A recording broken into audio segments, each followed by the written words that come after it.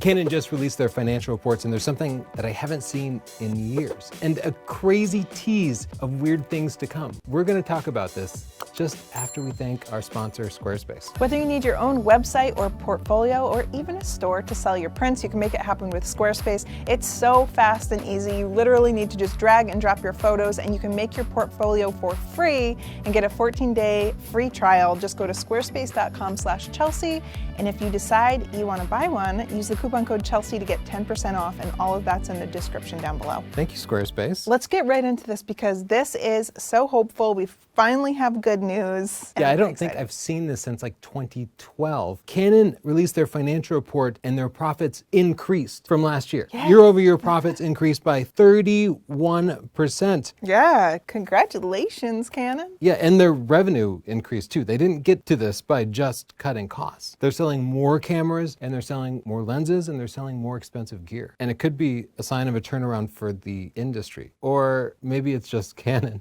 Because we have to ask ourselves, where is this extra spending coming from? Are people spending more, or is Canon pulling away consumers from Olympus, Sony, Right. Fuji, Nikon? Like the market size is probably the same size, but the market share might be shifting to Canon. Yeah.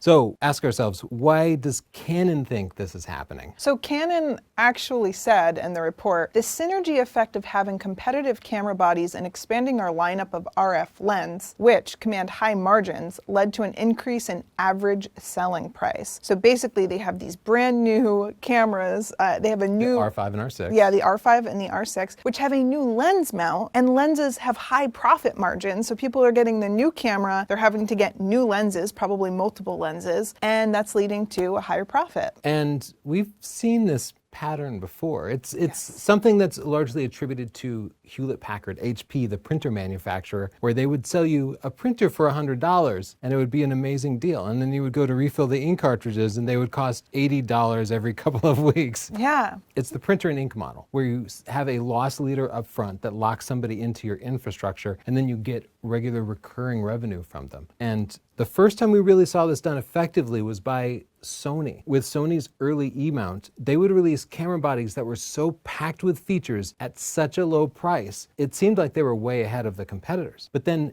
as soon as you priced out the price of a body and a couple of lenses, you realized the Sony system as a whole was more expensive than the competitors. But I actually like this strategy because people want to buy, they need the body up front. So many people usually just stick with their kit lens, and then you could stay with your kit lens, but if you wanted to expand, you can, and you still have this great body. You could buy third-party lenses, you could buy used lenses, but I actually think that it leads to more flexibility for the consumer. Yeah, and I'm not saying that it's right or wrong, though I do always encourage consumers to price out the price of their entire kit when they're sort of deciding how to spend their money. I think it's effective. I think it's effective, yeah. I think people are drawn to cameras. Like, speaking as YouTubers, when we publish a video for a new camera body, 300,000 views in a week. When we publish a video for a new lens, 30,000 views. Yeah. People get excited about the bodies. That's what people love. I know, but doesn't that kind of bum you out? Because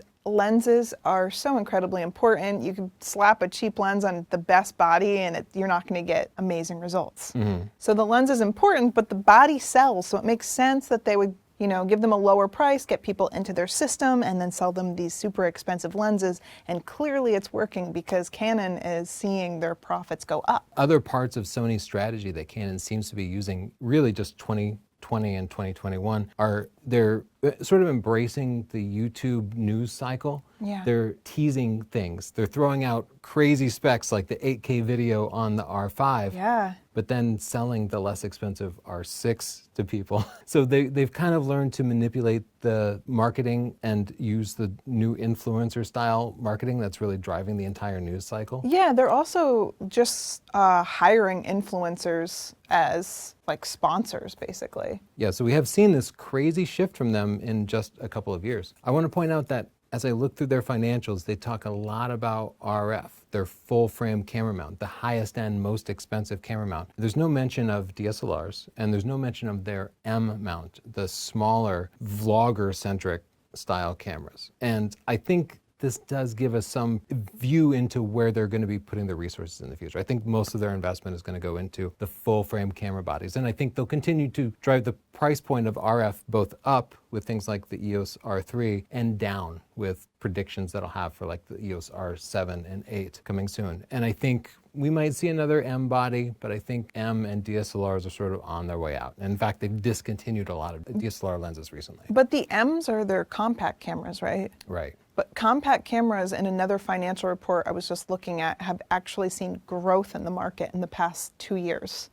So they might not want to phase that out yet if the compact camera market continues to grow. Yeah, they have been giving it just enough to keep it alive. There's no wow factor in any of the M cameras recently, but they do keep releasing nice little revs, and people do sort of stay in the systems and continue to use them. And so they might keep them alive, because one thing Canon has shown willingness to make very niche-y cameras. Yeah, and I've also seen there's like a very loyal following for those M cameras, so I don't think they're going to get rid of them. I think right now they're putting all of their R&D into these cameras because they need to take advantage of getting the market share of the shrinking market. I think they feel that urgency, but I think they're going to keep that around. So using the information from the financial reports, as well as our deep industry knowledge and the study that we've done of the Canon history and competitors, we're going to make some predictions right after we thank our sponsor, Squarespace, once again. Squarespace makes websites, and they allow you to make beautiful websites with just a few clicks. You don't need to know about HTML or CSS to take advantage of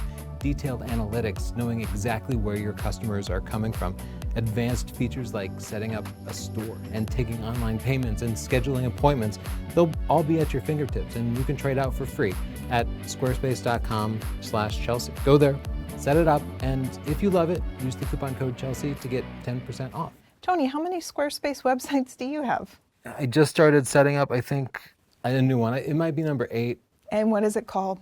It's called adultingsunday.com. It's not public yet, but I have this thing with my daughter. She's 17, and I'm teaching her an adult skill every Sunday, and we call it Adulting Sunday. But one of her Adulting Sundays is going to be setting up adultingsunday.com, because I wanted to understand the basics of setting up a website. So you see, it's getting circular.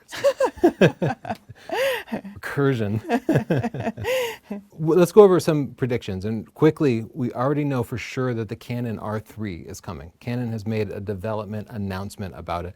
This is going to be a full frame camera, I think with 30 frames per second and 50 megapixels, matching the Sony A1, but also giving us eye tracking autofocus, where wherever you look, it'll focus there, as well as a few other features. This seems to be corresponding to the 2021 Summer Olympics, which were delayed. And it's sort of a stopgap, I think, before they release their proper sports camera, the Canon R1. Didn't you have an old camera that had that eye tracking autofocus? Yes, I did. They are bringing this back. I think the last time we saw it was in the Canon EOS 3 in 1998. And so it kind of came out of nowhere. It was ahead of its time. Yeah, it didn't work great then. But it might still be ahead of its time. Yeah, they've had more than 20 years to work on it, so I hope it's gotten a little better. I'm also 100% confident that Canon will, in the next couple of years, launch their Canon R1. The 1 series has always been their super large, completely weatherproof sports body for professionals, like professional press. And they haven't yet done it for mirrorless, but the R5 showed that they had most of the technology to get them there. R3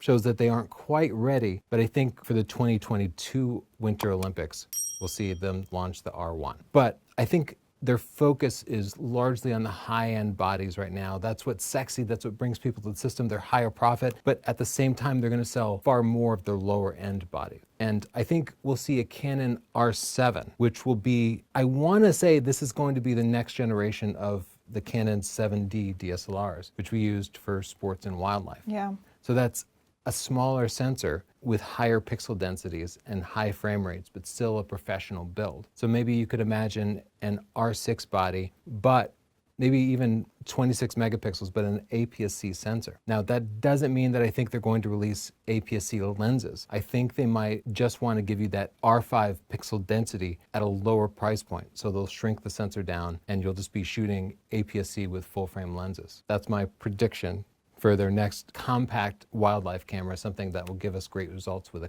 a lower price point. And then I think it's also time for them to revise the Canon EOS RP and R, which are pretty old now and have pretty primitive mirrorless tech. They should take the R5 and R6 focusing systems and put it in a body that's between $1,000 and $1,500. And I think we'll see those as probably an R8 and R9. I never understood why they switched from the Canon RPs, like 2-letter system, over to letter number. Maybe they'll call it an RP Mark II. I don't know. Sometimes the numbering really gets me on these. Like, how do they decide the next name?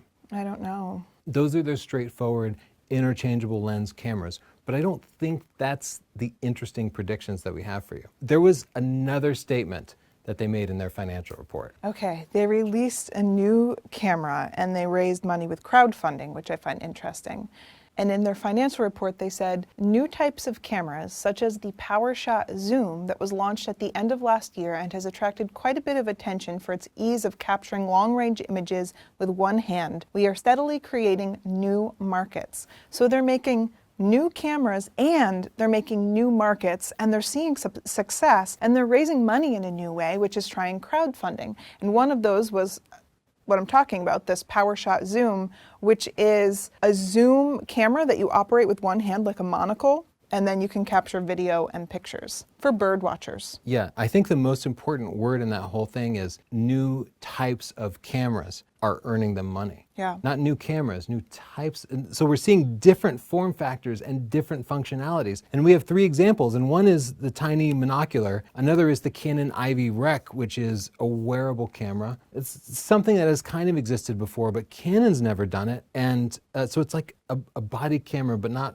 for police officers, but for like individual use. Yeah, it's not fully, I mean, they say it's waterproof and shockproof and stuff, but it's not really fully like a GoPro. It could be an action camera, I'm sure, but it's more like a body cam, like a consumer body cam. Yeah. It's interesting. And they also released the PowerShot Pick, which is this little tabletop kind of security camera looking thing that rotates around and looks for faces and uses artificial intelligence to take pictures at the best time. So they suggest you could set it up on the middle of a table at a party and it would just kind of be discreet and take pictures of people. I think that's so cool. And it's a new type of camera. It blows my mind. Something we've never seen before. So they're coming up with new markets. That means they're using this technology, like the face detection that you see in a lot of their newer mirrorless cameras. They're putting it into a whole other form factor for a whole other purpose. They could even take this to another level, Tony, and put this PowerShot Pick on a Roomba-like device and have it moving around a room and taking pictures. Sorry, wedding photographers, but there could be a robot wedding photographer that detects faces. Now, would it be able to detect emotion and find the right moment and find creative angles? No, so I don't think you'll be put out of business, but it is really interesting that they're finding these whole new markets, whole new form factors, and new ideas. Who is this Canon that released black cameras that looked identical to each other for the last like 30 years, and then suddenly they're coming out with new types of cameras? It's so exciting that now we can start to speculate what's the next new type of camera going to be from Canon. Oh, I have ideas. Canon's operating like Google. You know how Google lets employees just spend a few weeks going off on some crazy idea and seeing where it goes? Like, that seems to be what they're doing. What's your idea? I have an idea for sports photography because our daughter has been in Premier Leagues for soccer. It's something that's taken really seriously here. I'm sure it's taken very seriously in a bunch of other places with soccer and other sports,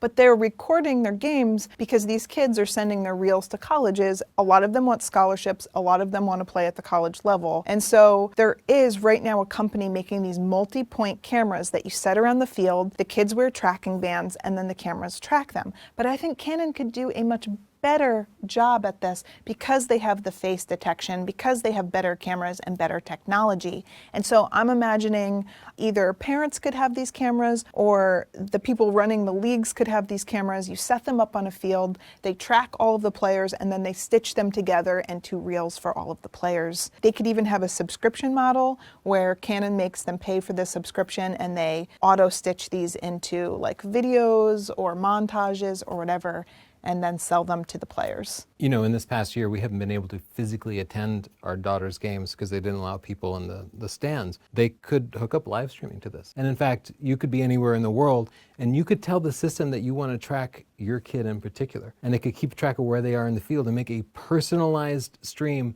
just for you. Tony, you're from Texas, and I know football is a huge deal there. Oh, yeah. Can you imagine how much they'd love it to have this type of technology for a high school or a college game, and then display it on like public TV, like almost like an NFL game with cool angles and stuff? Canon has the building blocks for this Yeah. already. They have live streaming in their cameras. They have the image.canon cloud service, and they even have a commercial product that they're developing, and they've demonstrated it, where they do 3D modeling of an entire sports field, allowing you to create a virtual camera that's on the field. And they do it by surrounding the field with lots of little cameras that map every single player. And it almost makes a video game view of a real sports game. And it doesn't yet happen in real time, but we can see that they're developing the technology that would go into this. So I don't think it's a question of if this will happen. I think it's when.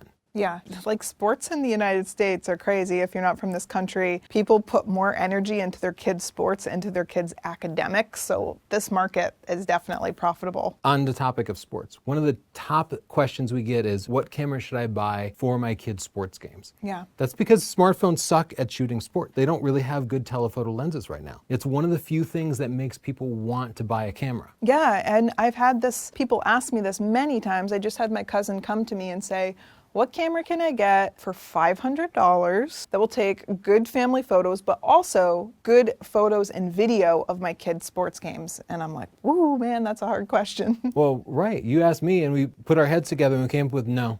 For $500, no. No, I think he actually got the RP. Yeah, plus a lens, so you're looking at probably like $1,200. Yeah, I made him spend more money. I was like, I know you have money, cousin. You spend. But they could take the concept that they showed in the PowerShot Zoom monocular camera. Yes. That is optimized kind of for wildlife. Like it's 100 to 800 millimeters. For sports, I'd like to be at 50 to 250, and probably a little bit of a wider lens for the people who want to shoot indoor sports, and build in all that fancy face, eye detect, and the higher frame rates from the R5. We know Canon has the technology. They just need to package it together, and I think they will. I would be shocked if we didn't see a monocular sports camera from Canon in the next year. The Canon Sports Monocular. It's happening.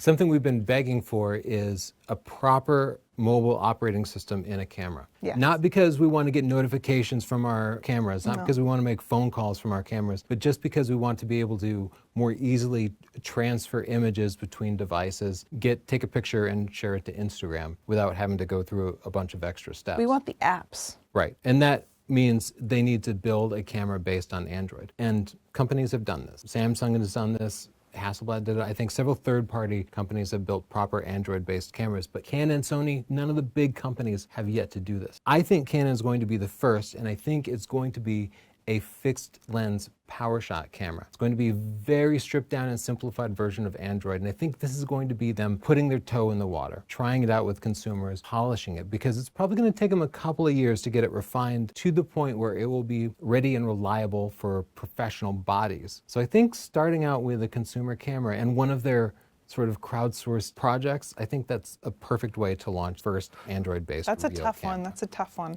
I hope to see it. And then also we had the idea of kind of pulling from their body cam that they had, doing a live stream body cam. So instead of just from a recreational standpoint, also considering safety, because there are so many things we do where we're concerned about our safety, like hiking. You could get assaulted or you could get lost, and it'd be great to have a body cam where you could send a live stream to a loved one or to your social media platform. And it could be helpful for multiple reasons. I know that there was just a story about a guy that was lost in a national park. He was able to upload a picture to the internet, and another person who had been there recognized the location and was able to tell rescue people, and they went and got him. And so how cool would it be if you were lost and you could send a live stream out and people could find you or help you? Maybe it could even be used for people who are unable to help themselves. Let's say I'm mountain biking and I hit a tree and I'm knocked unconscious. Yeah. If you don't hear from me for a certain amount of time, you might be able to send an emergency where you could pull the footage and location. Like perhaps you trust loved ones with the ability to access this camera, but before they do, to provide privacy, it will like beep and flash. Yeah. And if you don't cancel it, then it does provide them access to the last recorded bits of footage. And it could even include accident detection, like my Apple Watch does. Like if there is an accident, then it could beep and flash and allow you to override it. But if you are unable to do that, then send the footage off to loved ones just for safety. I think people would buy that, and I think Canon could make it, so why not? It could be great for joggers too. A lot of people get hurt jogging for various reasons. So yeah, they could definitely develop this. Yeah, elderly people, for example, they want some privacy and dignity, but at the same time, the grown kids often want to be able to keep track of them. It could be a good compromise and a new update to the I've fallen and I can't get up. Yeah, way cooler than falling and can't get up. I would like to hear your thoughts on what the new type of camera could be. This is the first time I've really been excited about camera predictions, because up until now it's just been how many frames per second, how many megapixels, what price. Same things, yeah. But this opens up a world of opportunities with the sort of creative approach that Canon is taking. So what new type of camera do you think we'll see from Canon? Would you like the selfie cam on a Roomba? If so, contact me. I can probably hack something together for you. It would get stuck under the table in about 12 seconds. It would be all just looking up at people. Yeah. Yeah. And thank you to our sponsor, Squarespace. No matter what type of website you need, go to squarespace.com/Chelsea. Browse through their beautiful templates. Pick one that matches the style of you or your business. Drop some pictures in, some words about yourselves, and you'll be surprised, but I bet you're really going to be impressed. When you love it, use the coupon code Chelsea and get 10% off. Thanks, Squarespace. See you next time.